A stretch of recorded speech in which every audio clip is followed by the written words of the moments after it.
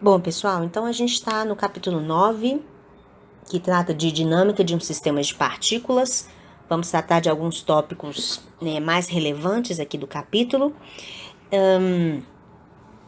O que a gente viu é que até então a gente tratava os corpos extensos, né, que são aqueles corpos que possuem uma certa distribuição de massa, como partículas pontuais, né? Então lembrem quando eu estava fazendo um exercício de um bloquinho numa superfície, eu tratava, né, que todas as forças estavam atuando ali apenas num ponto daquele corpo, né?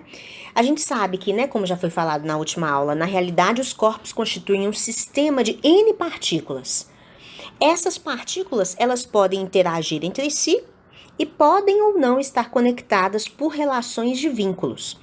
Então, os sistemas mais complexos que a gente vai tratar são sistemas que constituem, na verdade, um sistema muito parecido com gases, né? São sistemas de partículas difusas. E em sistemas como esse, cada elemento do sistema ele é relativamente livre para se movimentar nas dimensões macroscópicas que caracterizam esse sistema.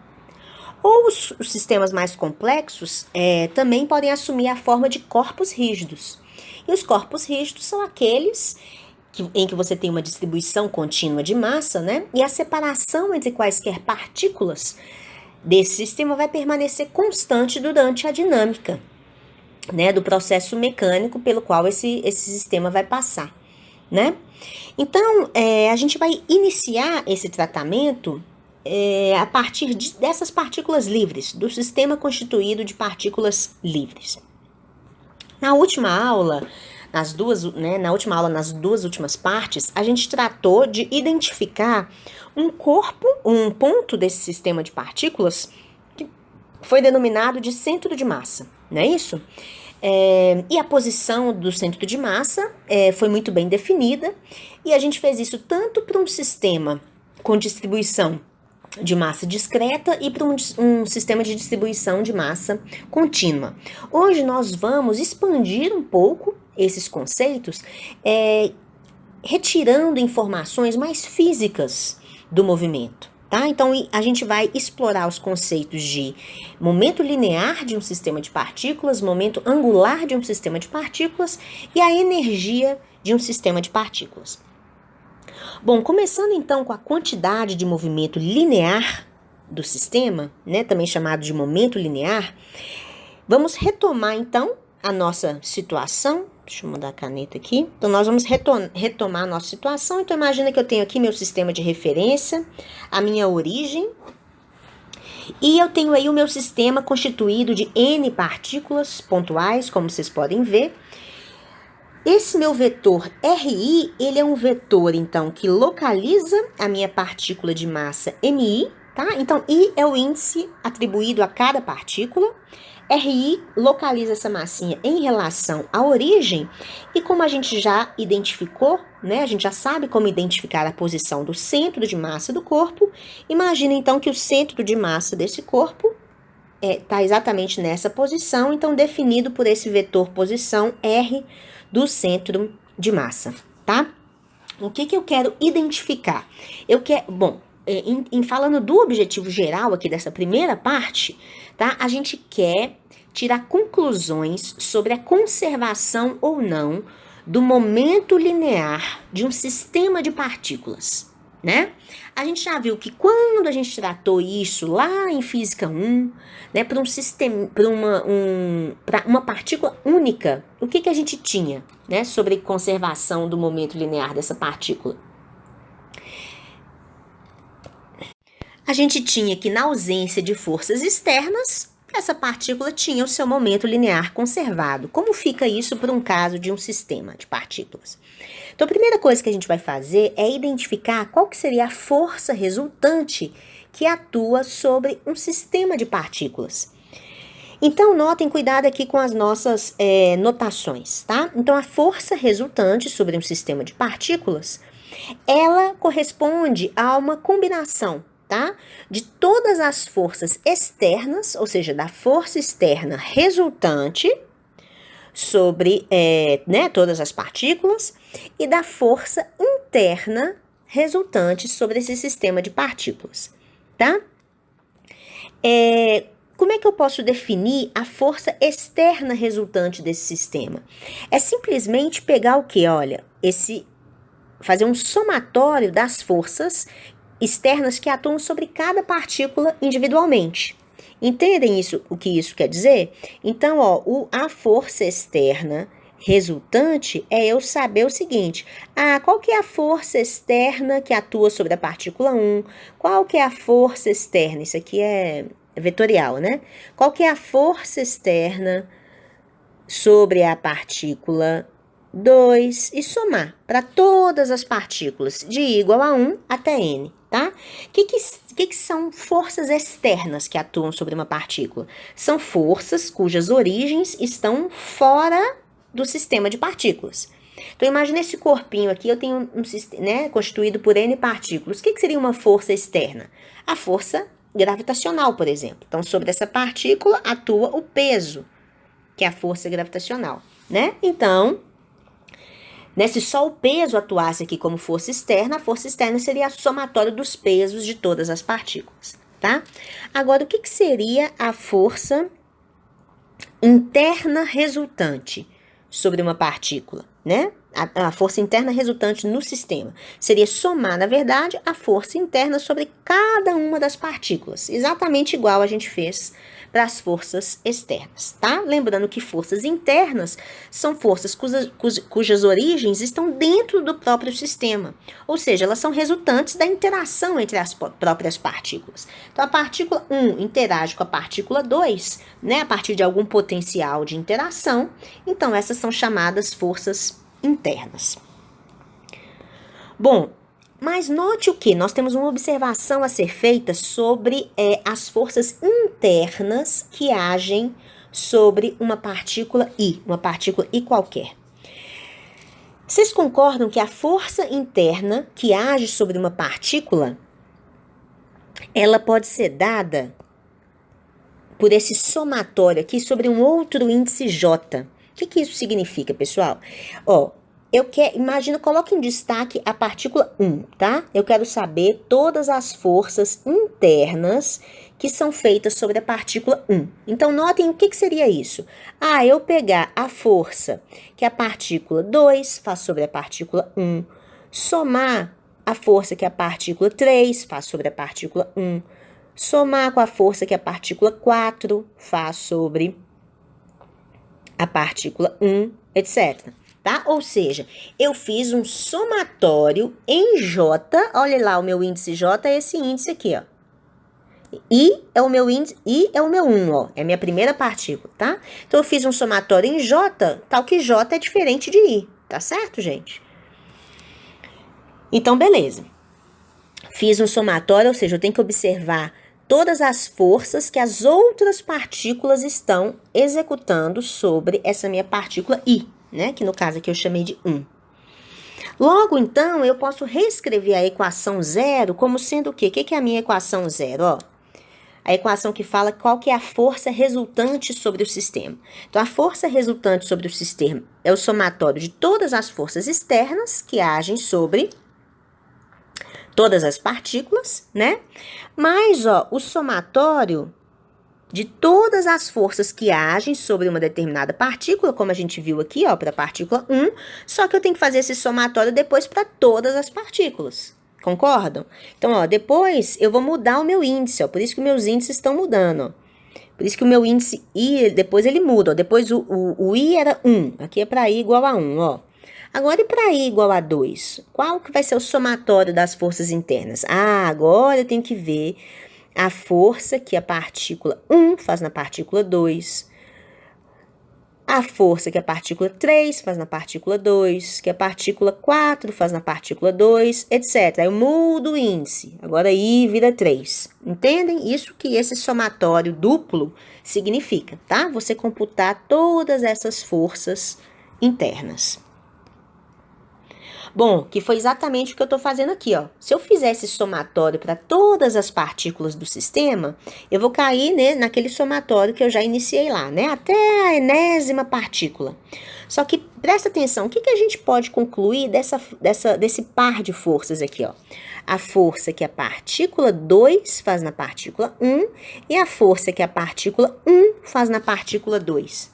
A gente sabe que da terceira lei de Newton, esse é um par que é um par de ação e reação, né? Então, essas forças, elas são iguais em módulo e atuam em sentidos opostos. Então, todas essas forças aqui, no fim das contas, elas vão se cancelar. Aqui não dá para enxergar todas, né? Porque eu não escrevi explicitamente, ó. Mas aos pares, essas forças vão se cancelar. Ó, essa vai cancelar com essa. Então, o que a gente vai observar? A gente vai observar que todo esse termo grande aqui, ó, que está relacionado ao somatório, né, de todas as forças internas que agem sobre o sistema, esse termo ele vai desaparecer. Então, a força resultante sobre um sistema, ela vai ser simplesmente a soma de todas as forças externas que estão agindo naquele sistema, tá? Que é exatamente isso que a gente conclui. Então, a força resultante sobre o sistema corresponde à força externa resultante sobre o sistema. Então, o que significa que é a força resultante? Força resultante, força não é massa vezes aceleração? Então, a força resultante é simplesmente fazer esse somatório. Ó. Força externa resultante é a massa vezes a aceleração de cada partícula somado, então, para todas as partículas. O que significa isso aqui? Isso aqui é a segunda lei de Newton, né? Segunda lei de Newton. Mas aí o que a gente tem? A gente tem que a aceleração de cada partícula corresponde à derivada segunda da posição daquela partícula, né, gente? Lembrem, não percam de vista, ó. Derivada segunda desse vetor, né? Se esse vetor está mudando, né, a derivada segunda dele corresponde à aceleração. Então, reescrevendo, a força resultante externa sobre o sistema corresponde à derivada segunda, né, desse termo aqui, MI, somatório de MI, RI, tá? Agora, nós vamos manipular a equação 6 para a gente chegar num resultado importante. Como é que é essa manipulação aqui, ó? Essa manipulação eu vou multiplicar e dividir ao mesmo tempo, né, por emisão, onde emisão é a massa total do sistema. Então, o que eu vou fazer aqui é multiplicar o numerador e o denominador por emisão e reorganizar esses termos. Só que nota o seguinte, esse termo aqui que está destacado em azul, que é o somatório de MI, RI sobre a massa total, é justamente correspondente à posição do centro de massa.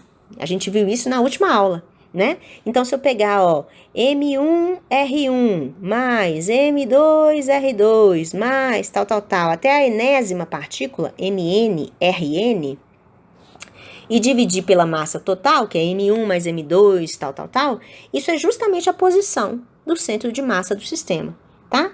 Então, no fim das contas, olha o que a gente está chegando, que a força resultante sobre o sistema externa, né, força total externa que atua sobre o sistema, é igual a massa total do sistema, que é a emisão, vezes a derivada segunda da posição do centro de massa desse sistema. Ou seja, vocês concordam que isso é exatamente igual a emisão vezes a derivada da velocidade do centro de massa do sistema. Derivada da velocidade é a própria aceleração. Então, a gente chegou aqui num resultado super importante, que força externa resultante sobre aquele sistema de partículas corresponde à massa total do sistema vezes a aceleração do centro de massa. Olha só que interessante, gente. O que isso está nos dizendo? Está nos dizendo que o centro de massa de um sistema, ele se move como se fosse uma partícula única, de massa igual à massa total do sistema. Então, conseguem visualizar isso? Você tinha lá o seu sisteminha de partículas, né? Sobre essas partículas atuam forças externas e forças internas. Se eu computar todas as forças internas vão se anular. mutuamente. Vão sobrar só as forças externas, né? Cada partícula tem ali a sua força externa atuante.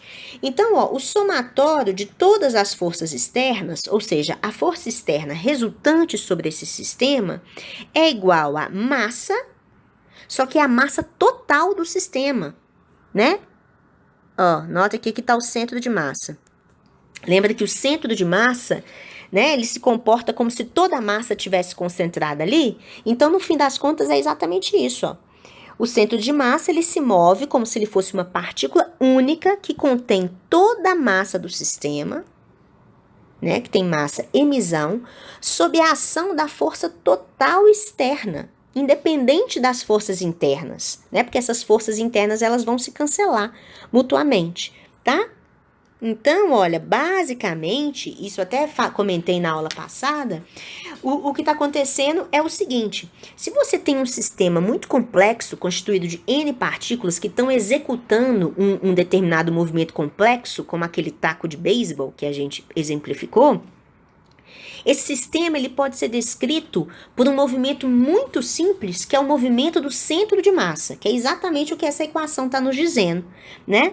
O centro de massa ele se comporta, então, como se toda a massa do corpo tivesse concentrada naquele ponto, e esse ponto, né, que é o centro de massa, ele vai se locomover, ele vai se movimentar, a partir, baseado, né, na força externa que atua sobre ele. Então, se nesse ponto atua uma força externa resultante apontada para a direita, por exemplo, esse ponto ele vai se movimentar, né, como se ele vai se movimentar sujeito a essa força, ou seja, ele vai adquirir uma aceleração na mesma direção e sentido dessa força resultante. Tá?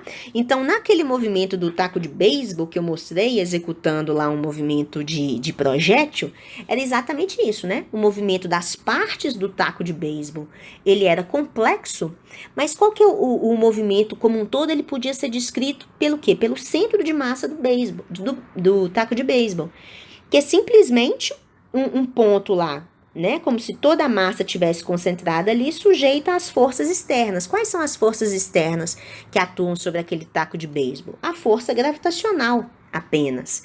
Então, que movimento é esse, né? Como é que você descreve esse movimento dessa partícula que está sujeita a apenas a força gravitacional e foi lançada com uma certa velocidade tangencial? É justamente um movimento de projétil, tá? Então, foi isso que você deduziu aqui, simplesmente a partir de manipulações algébricas, tá? Então, nota ainda o seguinte, né, gente, ó. Se a posição do centro de massa corresponde ao somatório de igual a 1 até n de MI/RI, dividido pela massa total, então isso significa que a velocidade do centro de massa é simplesmente derivar essa expressão, né? Ou seja, basicamente derivar as posições de cada partícula. Então, isso vai dar o somatório de igual a 1 até n de MI/VI, né? Onde vê a velocidade de cada partícula, dividido pela massa total.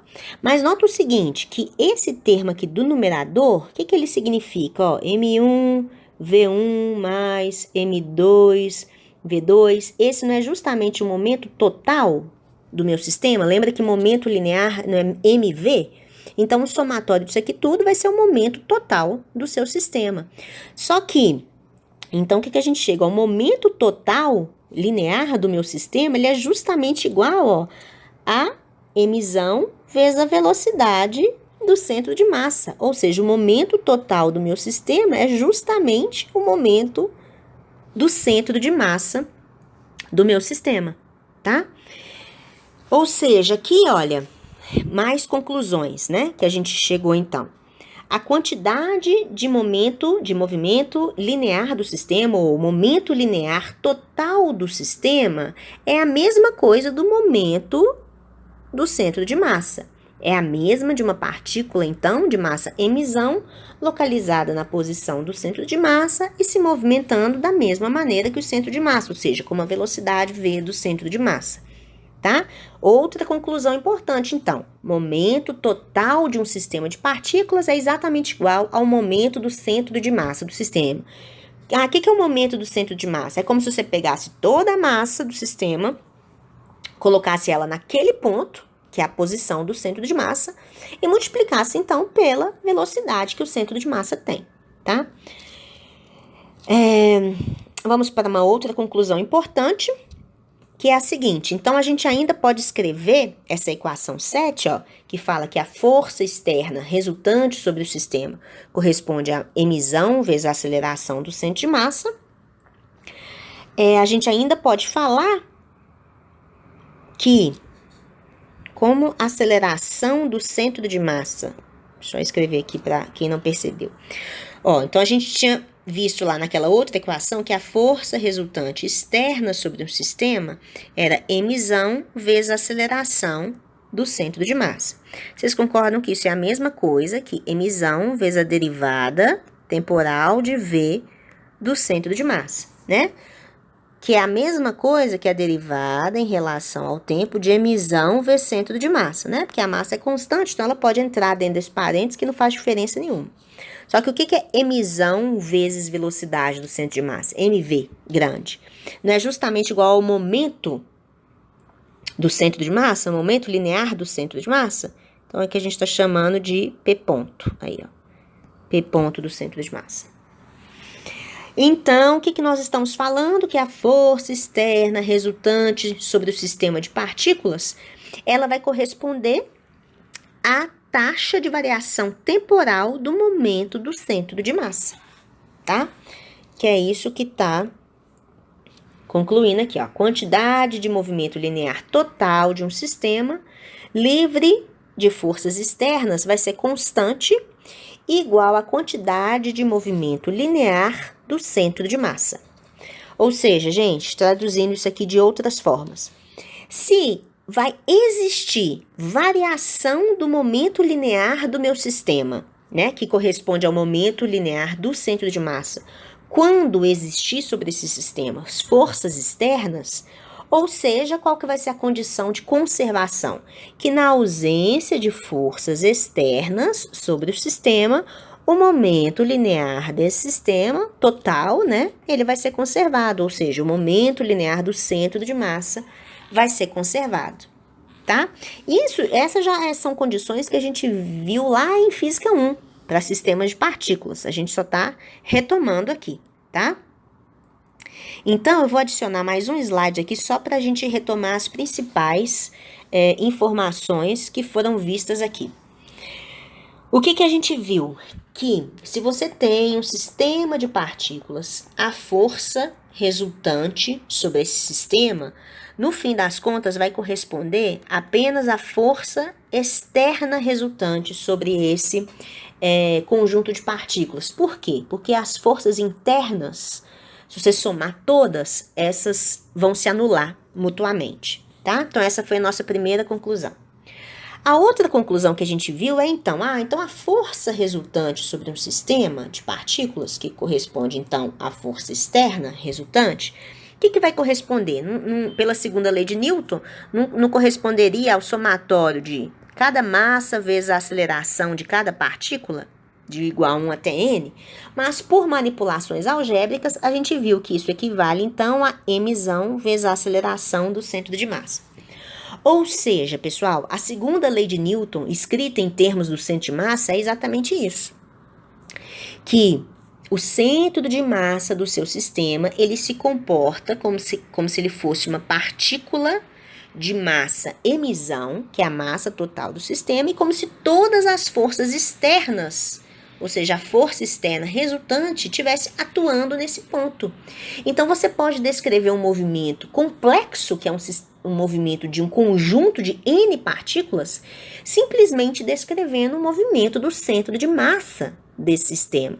Porque o centro de massa vai executar um movimento simples, um movimento definido pela força resultante externa que atua ali naquele ponto, né? Como se ela estivesse atuando ali apenas naquele ponto, tá? Ou seja, essa segunda conclusão nos diz que o centro de massa descreve bem o movimento complexo de um sistema de partículas. E, finalmente, nós concluímos que, através de manipulações algébricas, nós vimos que o momento linear total de um sistema de partículas nada mais é do que o momento linear do centro de massa. Então, ó, dado um conjunto de N partículas, o momento total não é pegar a massa de cada partícula e multiplicar pela velocidade ali de cada partícula? Vou escrever isso aqui à toa. Né? Somar isso para todas as partículas. Manipulando isso é a mesma coisa de pegar o momento do centro de massa, ou seja, é como se fosse uma partícula que tem uma massa mzão grandona e ela tem uma certa velocidade, né? Então, o momento total do sistema é o momento do centro de massa, que é mzão vezes a velocidade do centro de massa. Então, quando eu combino, esse foi um outro resultado importante. Então, quando eu combino esses dois resultados, eu concluo que a força externa resultante total sobre o meu sistema, né, que no fim das contas vai ser a força total sobre o meu sistema, ela é que vai definir a taxa de variação temporal do momento linear total do meu sistema. Só que esse momento linear total corresponde ao momento do centro de massa. Então, o que eu posso dizer? Que o momento total linear do meu sistema, ele vai ser conservado, ou seja, ele vai ser constante, se o somatório de todas as forças externas que agem sobre esse sistema for igual a zero. Então, um exemplo interessante que tem no Marion é o exemplo 9.4, que está aí na página 304 do livro do Marion, que é interessante a gente observar essa questão da conservação do momento linear de um sistema de partículas. Então, o exercício fala que você tem um projétil de massa mzão e ele vai explodir em voo em 3 fragmentos. Então, formou um sistema de 3 partículas. Essa massa m1, ela corresponde à metade da massa original do seu projétil e ela vai se deslocar no sentido original do projétil, com essa velocidade aqui, v1. A massa m2, ela tem 1/6 da massa original do projétil e ela vai se deslocar no sentido oposto ao, né, movimento. Então, assim, basicamente, os sentidos das velocidades estão todas nessa direção, quer dizer, as direções das velocidades estão todas nessa linha verde, tá? E a massa 3, que corresponde a 1/3 da massa original, vai ficar em repouso. Então, a velocidade aqui igual a zero. E depois comenta sobre a energia liberada na explosão, tá? A gente não vai mexer com a energia agora, não, né? A gente vai tratar de energia total de um sistema de partículas depois, mas vamos tratar da parte do momento linear. O exercício, no fim das contas, ele pede para a gente determinar quais são as velocidades, tá? Como que eu posso expressar V1 e V2? Qual que é a relação entre elas, né? Elas são iguais e opostas, né? Uma vale mais do que a outra e tal. O que a gente vai... Primeira pergunta que a gente tem que se fazer em termos de momento linear é assim: o momento linear desse sistema de partículas, ele vai ser conservado? E o que a gente concluiu, pessoal? Que para um momento linear de um sistema de partículas ser conservado, né? O que tem que acontecer? O somatório das forças externas tem que ser igual a zero, naquela direção específica, né? Então, qual que é a direção que a gente está considerando? Essa direção da reta verde, que é justamente a direção das velocidades, né? Então, o que eu tenho que observar? Olha, existem forças resultantes externas que atuam nessa direção, aqui, ó, nessa direção dessa reta, né? Que descreve essa velocidade original e tanto as outras também? Não existem forças externas resultantes, né? Todas as forças ali da explosão, elas são interações internas, né? Qual que é a única força externa que a gente tem atuante? A força externa que a gente tem atuante é a força gravitacional, né? Sobre os segmentos. A força gravitacional, ela está nessa direção vertical. Ela é uma força externa, ok, mas ela está na direção vertical. Então, o que a gente conclui com isso? Olha, o momento linear, se houver, né, velocidade, momento linear nessa direção, o momento linear não vai ser conservado, né? O momento linear do sistema. Por quê? Porque tem força externa nessa direção. Mas não é o caso, porque a gente está tratando dessa direção verde, como eu mostrei aqui. Então, para o caso dessa direção verde, eu vou até desenhar aqui de vermelho, né? Para essa direção, não tem forças externas, então o momento linear total do sistema nessa direção indicada, né, será conservado. Então, aí você consegue inferir velocidade, você consegue inferir sobre as velocidades finais, etc, né? Esse problema de conservação de momento linear, ele é muito utilizado em casos de perícia, por exemplo, né? Com projéteis, com balas, etc, né? Com explosões. Então, pessoal, se o momento nessa direção é conservado, isso significa que o momento total na situação de antes vai ser igual ao momento total na situação de depois. Qual que é o momento da situação de antes? O momento da situação de antes é a massa, que é uma ação lá, vezes a velocidade naquela direção, tá? Eu vou identificar como essa direção, que aponta para lá, esse sentido positivo, e quem aponta para cá, então, vai ter velocidade negativa, tá? Então, mzão vezes v vai ser igual a qual que é o momento total depois? O momento total é o momento de M1, de M2 e de M3. O momento de M3 vai ser igual a zero, porque ele vai ficar em repouso, né? O momento de M1 vai ser a massa dele vezes essa velocidade. Só que aí, como essas velocidades têm a mesma direção, eu vou identificar o seguinte, né? Que V1 eu identifico como positiva, eu vou chamar ela de K1, que é uma constante que tem a ver, né, justamente com a constante de proporcionalidade ali, vezes V, né? Ou seja, ela é um múltiplo, né, ou um submúltiplo aí dessa velocidade original, tá? E o V2? O V2 vai ser um múltiplo ou submúltiplo aí de V também. Eu vou chamar aqui de K2, só que negativo, né, gente? Porque está em sentido oposto, tá? Então, K1 e K2 são constantes positivas. Então, o momento total vai ser M2 vezes V1, que vai ser K1V, só para deixar tudo em função de V mesmo, não ficar escrevendo V, V1 e V2, né? Senão não vou conseguir resolver o problema nunca. Mais o momento da partícula 2, que vai ser o quê? Menos Mzão sobre 6, K2V. Então, essa é a minha primeira equação. Eu tenho uma equação e agora eu só tenho duas incógnitas, que são essas constantes K1 e K2, tá? Então, assim, essa seria a minha equação de conservação do momento linear. Eu vejo que para eu resolver completamente esse problema, eu tenho que adicionar uma outra equação importante. O que a gente vai ver é a equação de conservação da energia total do seu sistema. Tá? Então, a energia total do sistema aqui é igual à energia total do sistema, aqui antes, é igual à energia total do sistema depois. Ele dá informações sobre a energia cinética e tá? Da partícula, acho que antes da colisão. Então, a gente conseguiria mais uma equação aqui e eu conseguiria descobrir as constantes K1 e K2, tá? No fim das contas, a gente vai descobrir que K1 é igual a K2, que vale 3, tá?